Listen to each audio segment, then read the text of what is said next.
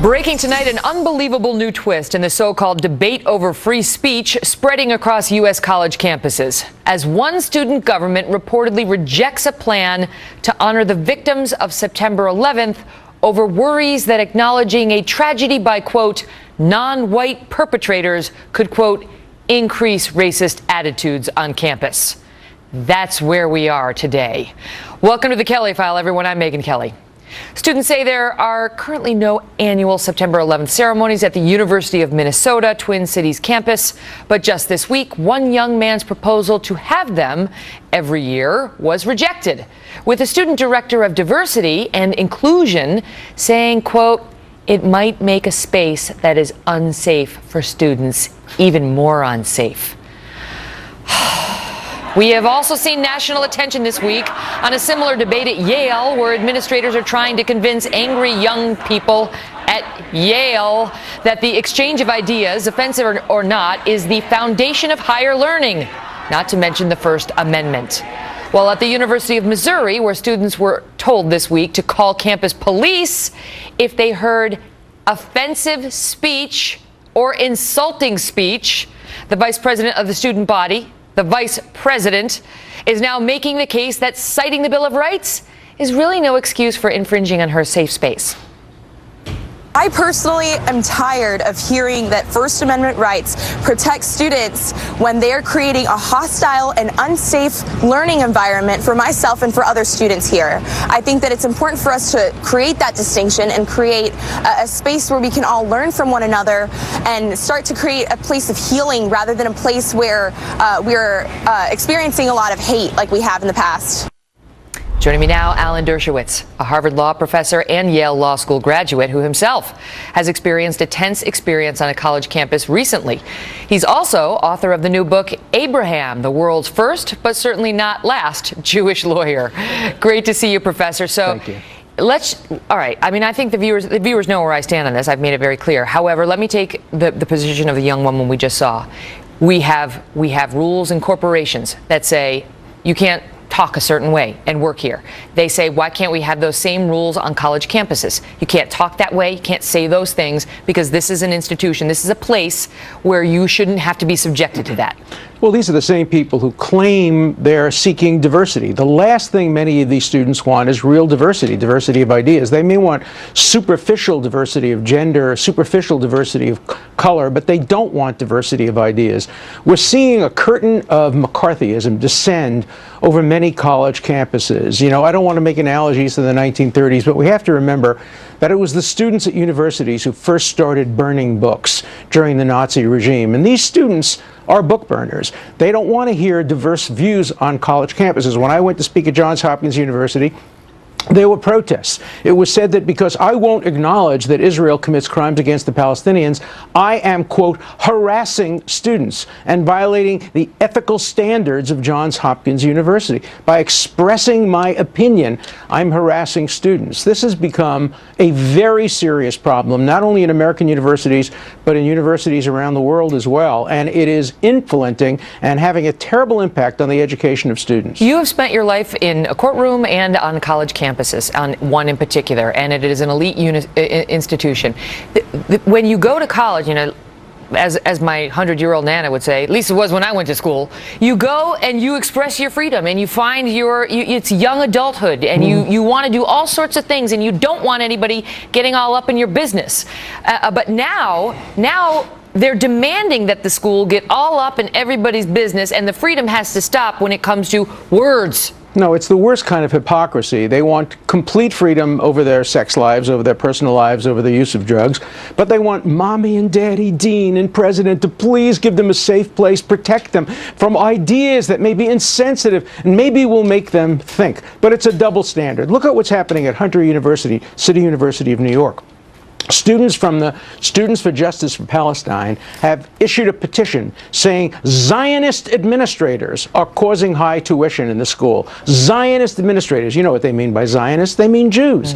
blatant anti-Semitism. Nobody says a word. When I spoke at Johns Hopkins University, some of the protesting students, the same students who were talking about safe places, painted a Hitler mustache on my posters. No concern about that. It's an absolute double standard. It is free speech for me, but not for thee, and universities should not tolerate this kind of hypocrisy, double standard, and college administrators have to start treating students as adults and talking back to them. Where, as somebody who's been in academia, where is the spine of these administrators? They're all afraid. They're all afraid. After Larry Summers got fired from Harvard, after the president of Missouri gets fired, college administrators don't want to have to confront students. Well, if you're going to be a college administrator or a professor, if you have tenure, you have to speak back to the students. You have to call these things what they are.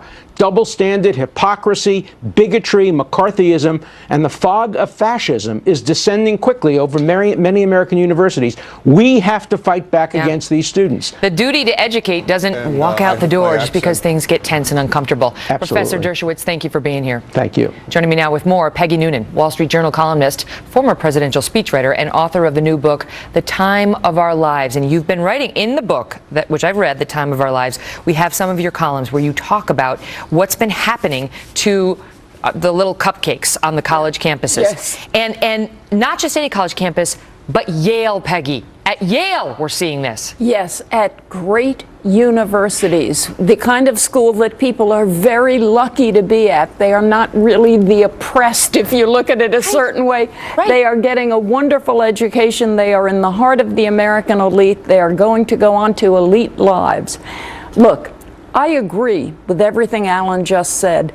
This is a really important thing that's happening on the campuses now. I'm very glad that slowly but surely over the past few months and years it has been exposed.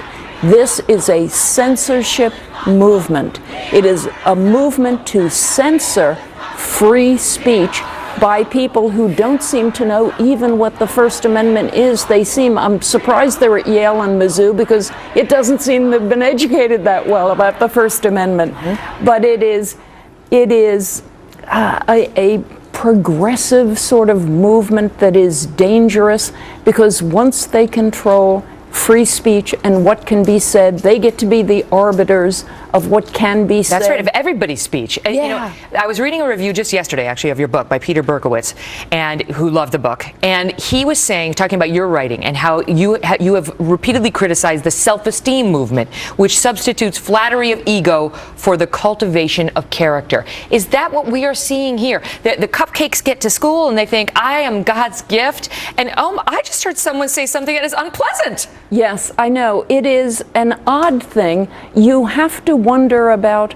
what they were taught, how they were in a way brought up the past 20 years so that they think the highest value for them is a feeling, quote unquote, of personal safety.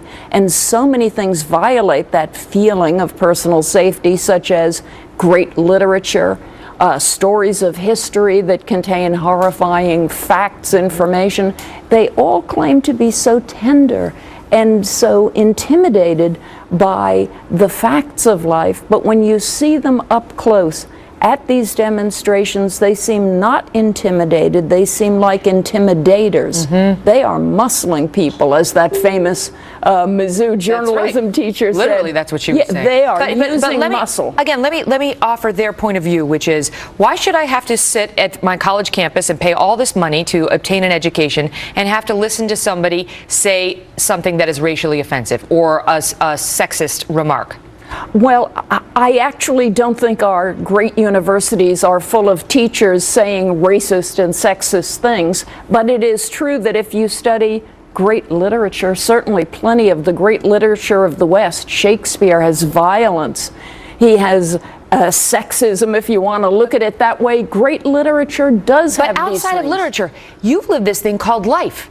Yeah. Has that ever happened to you? Has life ever delivered that your way? Yeah. This is a funny thing. They have an expectation that they will be protected from life. I don't know where that expectation came from. As your Nana probably used to say, right. Nobody protected me. Right. I mean, in free societies, there are no safe places. In an area like a great academy where people are actually honestly discussing ideas, there is no, quote, safety. That's right. But there can be learning, advancement. You can learn courage. You can learn how to be a strong person. That's you right. cannot hide from the world, and you should not bully people. I was at an event in Westchester today, St. Vincent's Hospital, great cause, and said to the ladies there that, you know, back in my day, you know, now these students, you can't offend them, you can't insult them. Growing up in my house, my mother was the one doing the offense. She was the one insulting me. It worked out okay. I got a thick skin. Later in life, when some prominent people would throw insults my way, I was able to handle it all right. Yes, you had to handle it. I didn't crumble and say, where's my safe space? Also, Peggy? these young ones don't seem to know that we adults experience so much of life and our culture as constant microaggressions Yes. and constant triggering events. And we're still okay. But, you know, I have survived, you have Yes. survived, we all do. You have a glass of wine at the end of the day, you're good to go. I gotta Okay. go. Peggy, it's great to see you. Time of our lives. Check it out. Well, we also have breaking news tonight on Donald Trump taking new heat after he expressed support for a 1950s plan to deport illegal immigrants, a program known as Operation Wetback. Up next, filmmaker and immigration activist Jose Vargas is here to react, along with our special guest, Eric Trump. Donald Trump's son is here. Plus, the Kelly File just talked to a possible eyewitness in a murder case.